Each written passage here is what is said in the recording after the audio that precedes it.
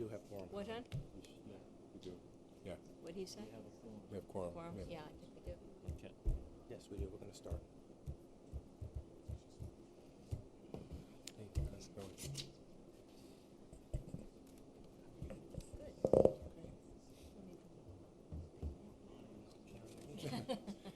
I say. It's about par for the course. A smattering of people. Who knows who's online? Maybe another 3.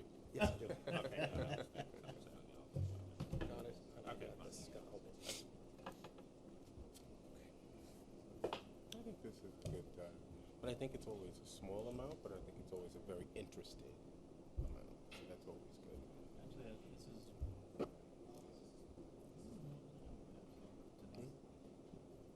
Hey, Yep. I don't know. That's a good question. Good morning. Good morning, everyone.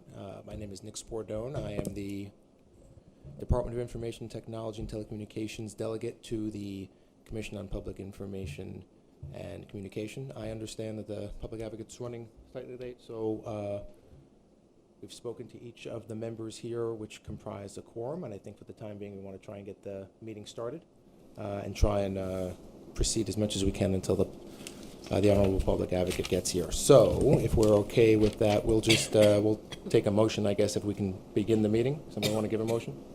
Okay. We have a second? Okay, all in favor? Yes. Okay, so we will call the meeting to order.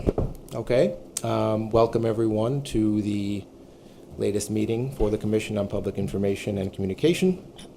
It is Tuesday, December 8th, 2015. I'm going to pass on the welcoming address, and just want to say quickly, welcome to everyone. Thank you for coming. To our new facility as well, thank you to Mayor and the wonderful staff at the Public Advocate, folks webcasting, doing AV as well. Thank you for all the help in getting this into the public record. The first thing, I guess, or the next thing on the agenda would be, oh, yes, okay.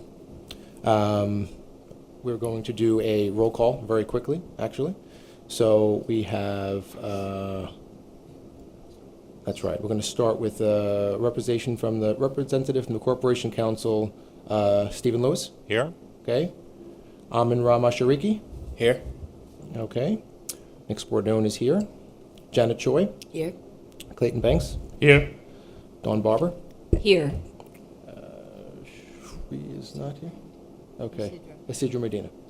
Okay. Okay, so we have a quorum. Other folks are en route, so they'll be here shortly. So moving on then, we will go, I guess, to item number 3, which is an update on the implementation of Local Law 103 of 2013, better known as the city's webcasting law. So I think the first thing we wanted to do was pick up on the initial conversation we started during the last convening of C.O.P.I.C.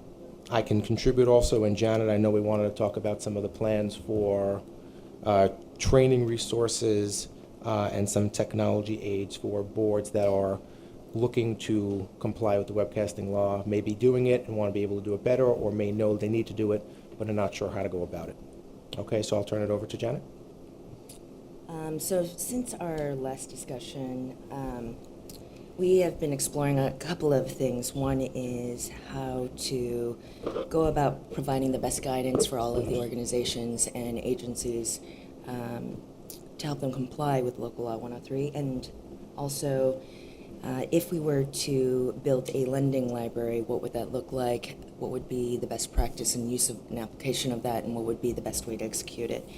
So we are about ready to host and continue to build the agenda and the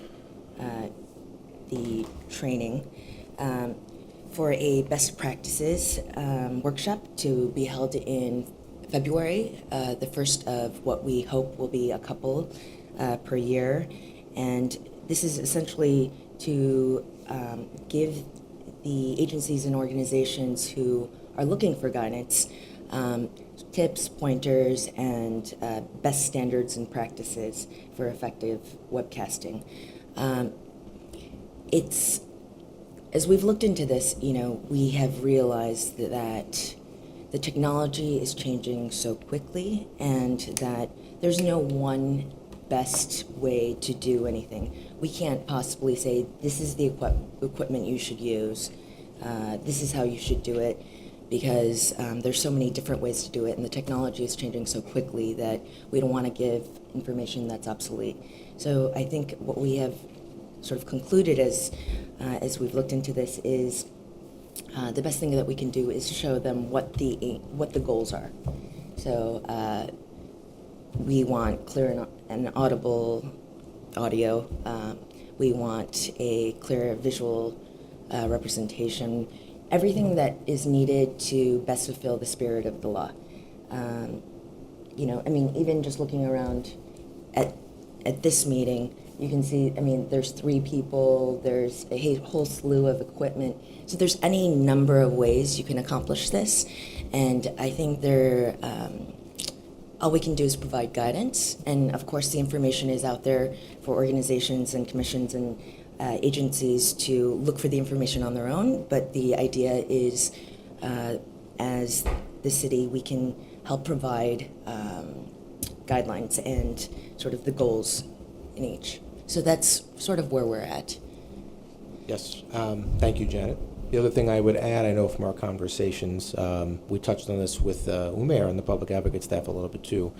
We're also culling, we started, I guess we mentioned it toward the end of last meeting, we're also culling and trying to refine a list of facilities, if you will, that have good audiovisual capability, and to the extent that they have Wi-Fi or obviously internet connections, we'd want to do that as well.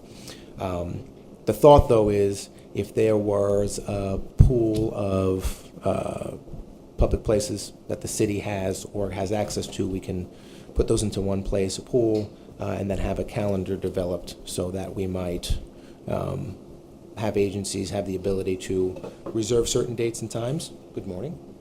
And have them reserve dates and times from there, and then have their webcasting calendar built out. So if agencies want to have a meeting, they would know that these are the best certain dates and times based on the basic locations available, and be able then to go there and only have to worry about conducting the meeting, not have to worry about the technical capabilities, audio-visual, whether the sound will work, so on and so forth. With that, Public Advocate has arrived, so I'm going to take my leave and hand it over to the proper chair of C.O.P.I.C. But thank you very much, and I'm going to turn it over to. Can I the just Public ask Advocate. Janet one question about your what you just said? Where did you get your intel from to develop that list of tips or best practices or whatever? Is that your department expertise, or did you reach out to others, or? So we've been working with Moti, Do It. Okay. It's a number of us that are approaching this sort of as a task force, and Got it. we're speaking to a number of consultants. Again, it's really difficult to just sort of pinpoint one Sure. best solution to Yeah. all of it. So the best that we can do is, identify what are the guidelines and how do we make this a user-friendly process and most approachable process. So one question I had was, and you guys may have done this, does it make sense to identify sort of minimum requirements or at least a benchmark? So, I guess, bless you, what I'm thinking is and it's showing my age, the back of the Microsoft Windows boxes where they say, minimum, hardware requirements, and they give you a list. And so if you minimally have that, you can sort of run the software. Would that make sense to say if you, at a minimum, have these components, at a minimum, these components have this performance capability, then you should be good at a minimum. If they've got resources to go above, that's all well and fine, but at do a minimum benchmark, would it make sense to do something like that? And I leave this, I can turn this to Stephen as well, but I wonder, again, there's so many ways to achieve. If the basic spirit of the law is to get the information to as many people as possible. So in some sense, you could literally set up a cell phone, get the visual, and get a transcription of the audio and put it out there, and, would that fulfill the law? I think, those are the types of things that would have to be addressed. When we're talking about the basic minimum, It's Janet. Yes. I'm sorry, just because Janet asked me to respond, so let me just say, oh. You should be up. Can you hear me? I'll just speak up. Anyway, I'm just going to say the law doesn't really speak to minimum requirements, so I think we just need to take a practical approach. As you say, the point is we want to have something that's useful that people can actually see and hear what's Right. being webcast. So that's really the key. We'll leave it to the experts to come up with what are the most practical solutions. Thank you. Make sure your button is up, not down. Yeah. This one. The red. Okay. That's it. Okay. No, it's right. Up. Okay, so now it's on? Hello? I don't know. It is up, but it may not be working. Hello? Okay. Thank you, Nick. I really appreciate it.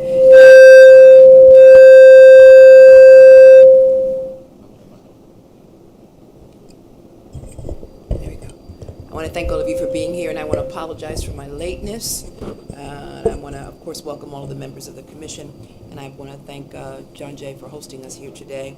And I know that you've already begun discussions with regards to the implementation of Local Law 103, and now we want to begin preliminary discussions on establishing a central portal for municipal webcasts and the use of the city record. And again, I'm going to turn it over to Nick and Janet, and perhaps that we can begin to engage that, have that conversation. See, there was another six. Yeah. Yes, Janet. This is not up, it's not working, okay. For this workshop, you're gonna have 12 interest in particular groups, specific groups, or just in general, so it might be open to general public. I think the idea is to reach out to the various organizations and put the information out through the public. Sorry? Oh, you can't hear me? Speaking of audio issues, to reach out through the various distribution lists available to C.O.P.I.C and to get the information out to as many people as possible. And if the capacity is larger than that one workshop, then we would. The idea is to get started, and then the information will clearly be available to anyone who approaches us afterwards, and we'll make other workshops available. Discussion on a central portal. Okay. Thank you and good morning again. So one of the things that we also discussed toward the end of our last convening was the fact that the newly launched City Record Online has modules in each of the records that are submitted by the agencies about a public meeting, where and when. It has a module that you can add a link to a webcast version of the hearing, either before the meeting takes place when it's submitted to the public record, or retroactively after the meeting takes place, you can add a link to where the webcast resides online. So the first thing I would say is we've been in touch with some agencies, particularly, and I want to give credit to the great folks at the Tax and Limousine Commission, who are obviously active webcasters, have been for some time. They will be, if they haven't already, be adding to their entries on the city record links to where their webcasting archives reside, and then going forward we'll be adding that link when they submit make submissions to the city record about upcoming commission hearings. And then we have a number of agencies as well that we're conducting outreach to. But you can see this, it's very iterative, but it's really starting to come together now where we have the new version of the city record launched. That itself allows for the better proliferation and dissemination of webcasting materials through the actual technology, and then also obviously both prospectively and retroactively. The second part of the conversation was about some type of central repository for where all these webcast, I guess archived webcast videos would reside. The city record ideally would be a record that the meeting is taking place or has taken place. The link then would link back out to where this central repository is. And I think one of the things that we maybe wanted to begin discussing for next year, or dive a little more into it, is how best to present this to the public, right? I'm just spitballing, but let's just say, for instance, webcasting.nyc, you would have some place where these archive records could reside. So if someone was looking for everything in one place, they can find it, and that would also be the place that would be linked out to from various sites that would have records of public hearings, whether it be C.O.P.I.C, TLC, wherever the case may be. From the city record, it can all be in one place. So the shape and the form of what that takes, I think, is still yet to be determined, whether it's something that the city hosts, whether it's something that's simple as a YouTube channel where we can just host everything, but people know they can go, this is the City of New York's Webcasting Archive. We would love to have those conversations to, again, make this information more accessible, not only as it happens, but after it's happened, if people want to kind of check in and see what they might have missed. And I know that last time that we were together, there was the possibility of setting up some public-private partnerships for the possibility of having that serve as a venue. Have those discussions been had by anyone, any of our commissioners? I do know that YouTube, there was a discussion, if I'm not mistaken, with regards to the possibility of, again, talking to YouTube about creating a potential public-private partnership. And I think it was Dawn Barber who is... Yeah. I had suggested, I had suggested reaching out to some folks to sort of, I guess, present to us in some way. And I have not done that. I mean, I've reached out, I've spoken to a couple people. I have not spoken to anyone at YouTube, but Waywire, a guy named Steve Rosenbaum, who's quite adept at video. But I haven't arranged for anyone to present to us. Okay. But maybe I'll put that on my agenda for 2016. Okay, great. And then before our next meeting. Thank you. I really appreciate that. And we'll also follow up with you as well. And I know that last time Commissioner Toole had suggested that the Department of Records and Information Systems would also be a possible venue. And she's not here, but go ahead. Actually, now that you say it, you reminded me, Commissioner Toole's sends her regrets. She's actually out of town today. Right. She did suggest that, and when I spoke with her before she left, she did mention that she would love to see, to the extent that it makes sense, the government publications portal play a role in this. Right. Again, as a central repository for all the reports and white papers, things like that, that are issued by city records, by city agencies across the board. That's as a result, I believe, of Local 11 of 2003. So I guess I'm dating all of us. But the idea there is, yes, while you're making central repositories, you might as well have all the stuff in one place, whether it be a webcast or archived video, whether it be a report attendant to that, et cetera. So she had mentioned that, and we will work to try and make sure that's integrated to the extent that it can be. Thank you. And you also indicated that Taxi and Limousine obviously was in full compliance. Any other agencies that are in full compliance, and any other challenging ones? So what we have found, and we had spoken about this last time, I actually have a new list of the agencies that are subject to webcasting. I know that we had worked with Modi and the law department even since we last met to refine that slightly. Stephen can talk to some of the relatively minor changes. What we have found for the most part, Janet might be able to add to this as well, is that there's not a vast number of agencies that are thumbing their nose at webcasting, saying, I'm just not going to webcast. I think what we found for the most part is agencies that are subject to it and are not actively doing it for the most part, or not because they haven't met, or because they may have particular meetings that, while the board itself is subject to webcasting, the particular meetings that they have on specific topics are not subject to webcasting. So, for instance, there's the Master Electricians and Licensing Board, which we bring up all the time as one of the main examples. For the most part, a lot of their meetings are delving into the details of specific licensee information, which would not be subject to public review anyway, even though the board itself philosophically is something that is subject to webcasting. I think when you get down to a level of a specific meeting, that granularity, it depends on what the actual topic is. But what I do have is a listing of the new a new listing for the board. Stephen can Right. talk to Yes, that.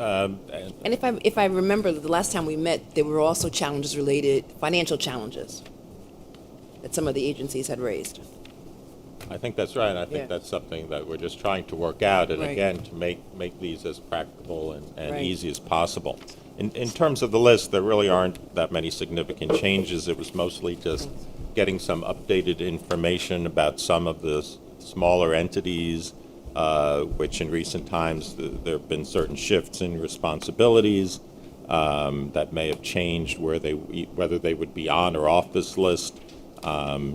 And as I say, nothing of great significance. One thing which I thought was kind of interesting, I just wanted to point out to people, one of the items, number 43, the Voter Assistance Advisory Committee. Now, it had been on the list before with it had changed its name to include the word advisory, and I know last time I was here, I made a big deal. Well, if it's an advisory board, it's not subject to the open meetings law and therefore should not be on the list. However, sometimes you have to go beyond what something is called, and although the word advisory is in there, that entity, and we'll see also further up number 32, neighborhood advisory boards, when you actually look at their authority and what they do, we felt actually it was a little bit of a close call, but we thought the Voter Assistance Advisory Committee actually had a substantive role. They didn't just suggest things, they actually did things. So we thought that was appropriate to be on the list. And I understand from them, although I don't know if Nick had a chance to confirm this, but my understanding from them is that they do, in fact, do the webcasting, so they are in fact in compliance. And as Nick already pointed out, just to reiterate, often entities go into what is called executive session, where it is understood the matter should not be discussed publicly, and that's perfectly appropriate. And so obviously,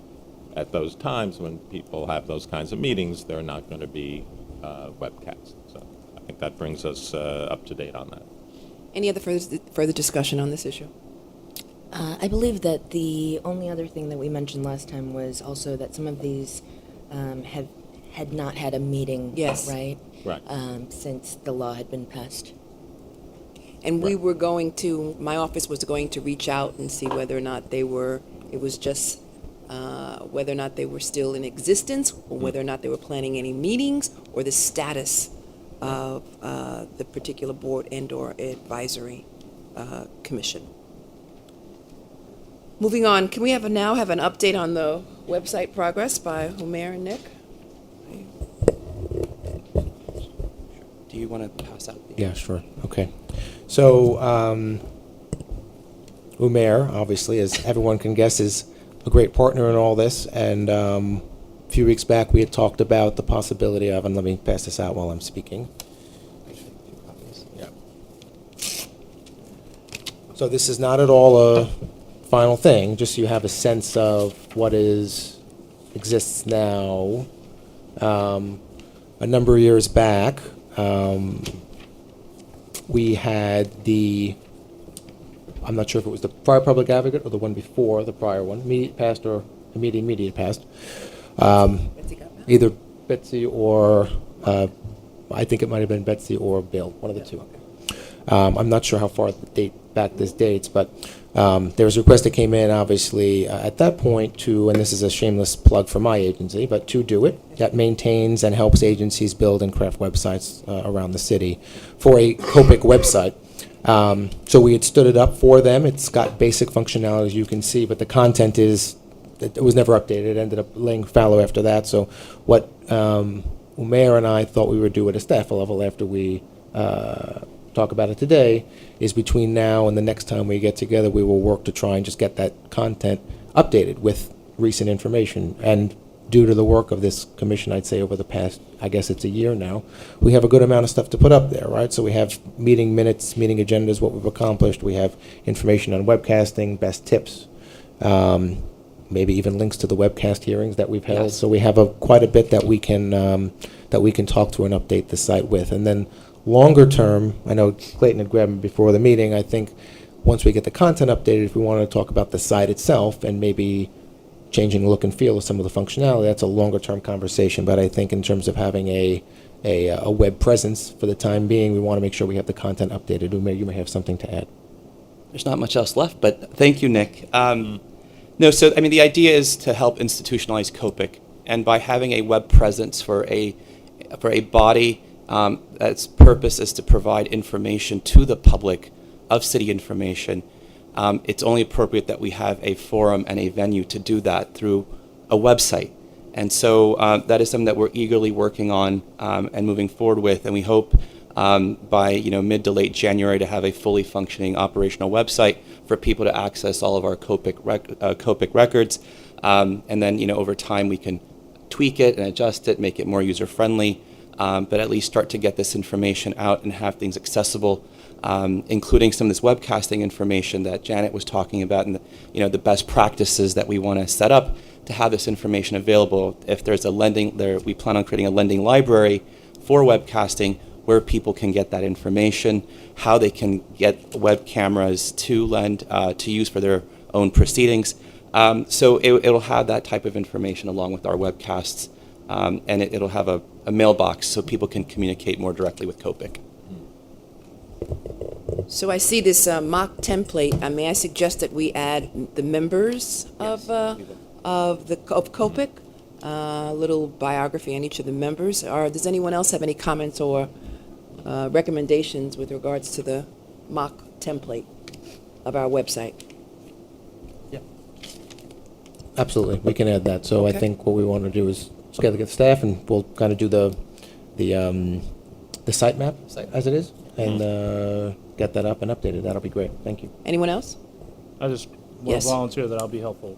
Okay. Any of Thank that. you. Mr. Banks has indicated that he will be helpful. So our next meeting will be tentatively scheduled in the month of February 2016. Do we have any other business before we close for 2015? Okay. Well, we now stand adjourned, and I am wishing everyone a happy holiday, and we will see all of you in 2016. We now stand adjourned. Thank you. Happy holidays. Happy holidays.